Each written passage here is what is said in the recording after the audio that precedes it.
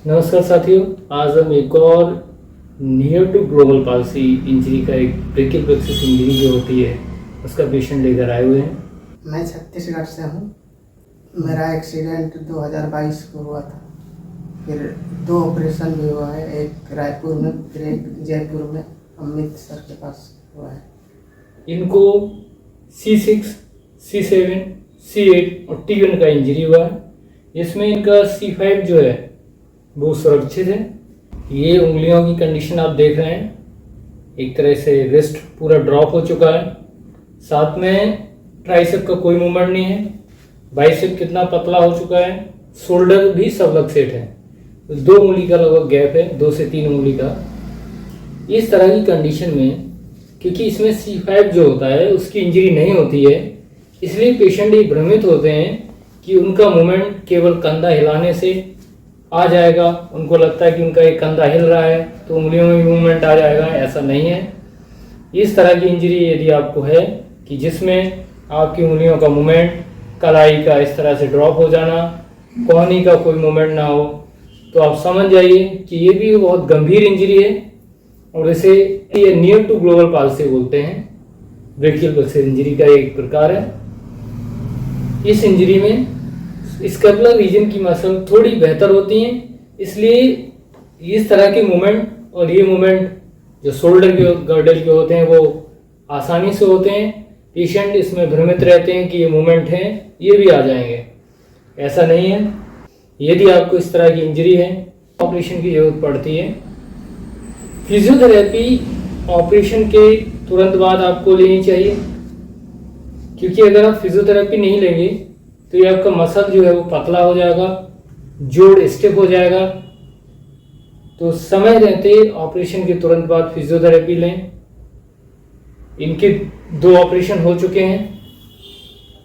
यदि इन्होंने समय रहते फिजियोथेरेपी ली होती तो शोल्डर और एल्बो के मूवमेंट अच्छे होते और रिस्ट के मूवमेंट के लिए इनको एक और ऑपरेशन कराना होता, उसके बाद इन्हें फिजियोथेरेपी की आवश्यकता पड़ती और ये पहले की तरह थोड़ा बहुत अपना काम करने में सक्षम होते हैं। और अभी इनको जो ऑपरेशन की जरूरत पड़ेगी उसको बोलते हैं फ्री फंक्शनल मसल ट्रांसफर।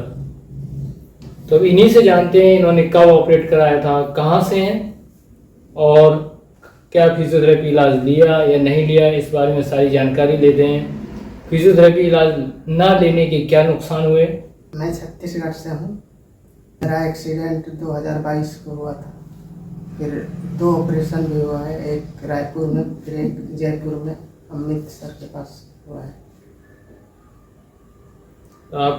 आपने कहीं फिजियोथेरेपी इलाज लिया? नहीं लिया।